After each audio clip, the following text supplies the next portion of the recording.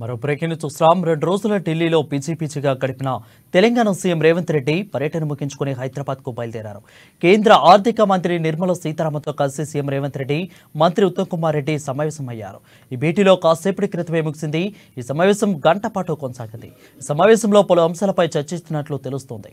కేంద్రం నుంచి బీఆర్డీఎఫ్ కింద నిధులు రావాల్సి ఉండగా 1,800 కోట్ల రూపాయల బకాయిలు ఇవ్వాలని వినతి పత్రం అందజేశారు. 15న ఆర్థిక సంఘం నిధులను విడుదల చేయాలని విజ్ఞప్తి చేశారు. రాష్ట్ర తీవ్రమైన అప్పుల్లో ఊబిలో కురుకుపోయిన విషయాన్ని ఆర్థిక మంత్రి దృష్టికి సీఎం రేవంత్ రెడ్డి, అదేవిధంగా మంత్రి ఉత్తమ్ కుమార్ రెడ్డి తీసుకువచ్చారు. రాష్ట్రానికి తగిన ఆర్థిక సాయం చేయాలని విజ్ఞప్తి చేశారు. కాగా ఢిల్లీ పర్యటన ముగించుకుని మరికొద్దిసేపట్లో హైదరాబాద్కు సీఎం రేవంత్ రెడ్డి బయలుదేరనున్నారు.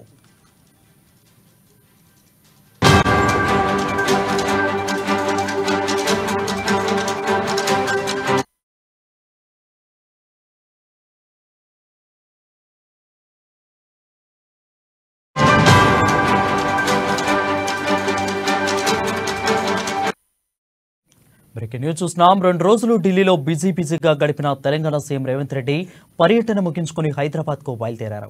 కేంద్ర ఆర్థిక మంత్రి నిర్మలా సీతారామన్తో సీఎం రేవంత్ రెడ్డి, మంత్రి ఉత్తమ్ కుమార్ రెడ్డి సమావేశమయ్యారు. ఈ భేటీ కాసేపటి క్రితమే ముగిసింది. ఈ సమావేశం గంట పాటు కొనసాగింది. ఈ సమావేశంలో పలు అంశాలపై చర్చించారు. కేంద్రం నుంచి బీఆర్టీఎఫ్ కింద రావాల్సిన మొత్తం 1,800 కోట్ల రూపాయల బకాయిలు ఇవ్వాలని వినతి పత్రాన్ని అందజేశారు. 15వ ఆర్థిక సంఘం నిధులను విడుదల చేయాలని విజ్ఞప్తి చేశారు.